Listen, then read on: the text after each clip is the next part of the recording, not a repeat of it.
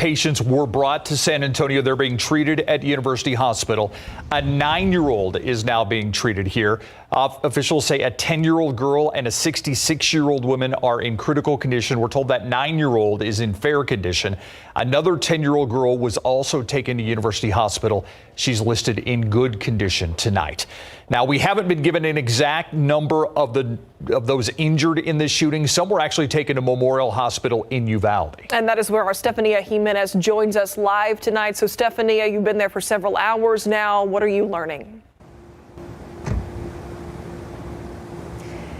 You know, first I'm just going to start with describing what it's like out here right now. It is eerily quiet outside of Uvalde Memorial Hospital. This is where most of the victims were taken to be treated for the injuries, including some of the deceased. And, you know, we got here 2 hours ago, as you just said, and right across the street from where we're standing right now. I just want my photographer to show you what the lay of the land here is like. There are some benches there that you see.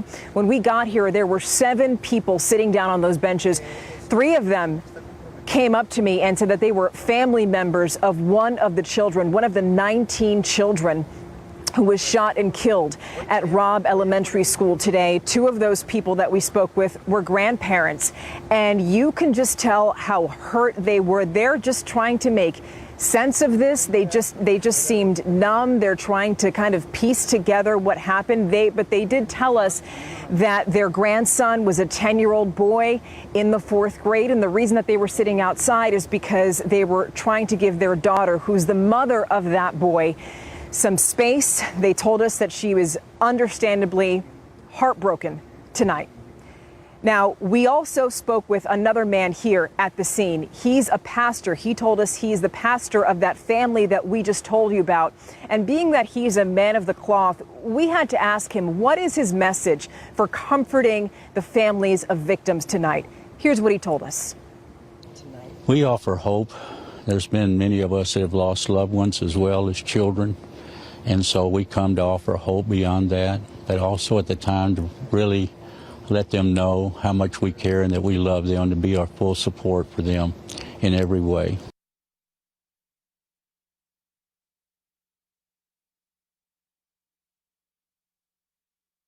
Really the way that this community here is handling things. What we're seeing tonight is this community, as well as the surrounding communities here, really pulling together. You know, we've been out here since this afternoon, and we have seen police officers from different departments going up to each other, hugging each other, people walking along the street, hugging each other, just giving themselves a little bit of comfort, because that's what you need to get through moments like this. And speaking of that, we know that there was a small vigil that was held here tonight, and there is also going to be another larger community vigil that is going to take place tomorrow. But at this moment, we still don't know how many people are being treated here at Uvalde Memorial Hospital tonight. That is information that we're hoping to get for you in the next few hours. For now, we're live here outside of Uvalde Memorial Hospital. Stephania Jimenez. All right. Thank you, Stephanie. We lost your audio there at the end, but thank you for that report. Now, San Antonio police lending their resources in the intense moments leading up to the capture or the attempted capture of the school shooter. SAPD did send over its Eagle helicopter and bomb squad to help out Uvalde police today, along with local crime scene investigators. They're working closely with the Texas Rangers here to turn over anything to help us uncover why this tragedy happened. Just like most of us who have children, the first thing we do when we go home is we hug our children. I did that tonight.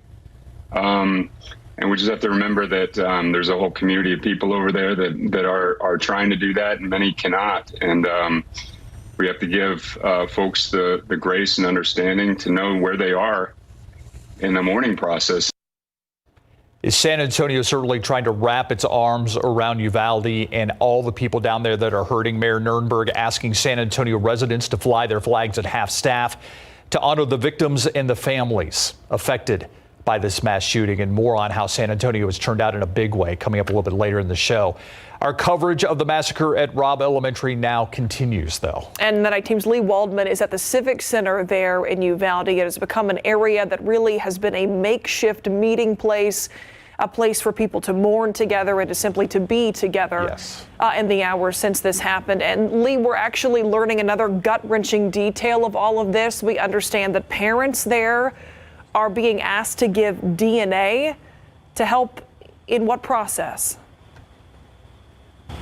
The DNA that's being collected by these families who were occupying this lawn behind me, it's being used for the identification process, which is just another detail that just takes your breath away with this whole situation here. This Civic Center, we've been here since just after 2 o'clock this afternoon, and it has transformed during that time in the 8 hours that we have been here.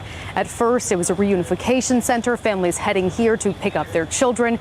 It was then turned into a notification center. So many of these families that were sitting here before were desperately waiting for any information that they could get on their children. They'd say they didn't know where their children were. And unfortunately, just before we came on, you could hear screams and crying inside of the Civic Center all the way out here nearly on the street.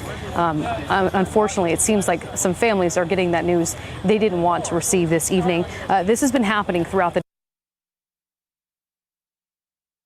on to one another, carrying them out to their car as they cried, as they talked on the phone, as they held on to others. I spoke with 2 fathers this evening, and both had a very similar story for us. They're fathers of 10-year-old girls. One of their daughters is named Annabelle, the other is Marie. Neither had any information about where their daughters were or even if they were okay. They say that has been the worst part of all of this.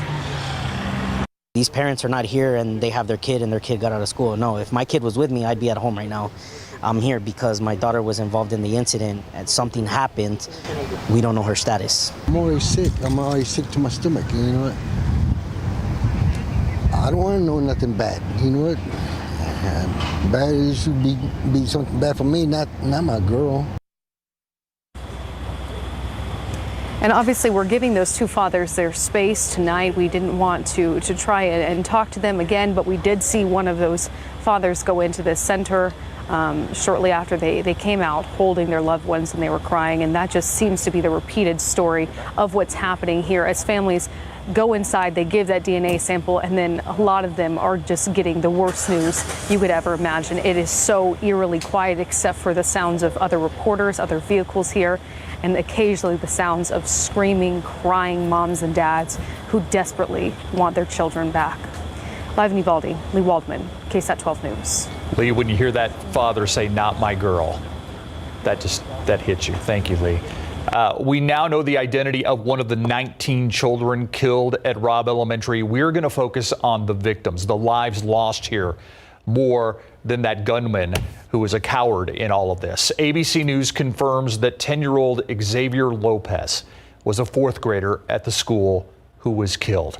A family member telling ABC News tonight that his mother was there for an award ceremony earlier in the day. 10-year-old Xavier Lopez lost today in the shooting in Uvalde.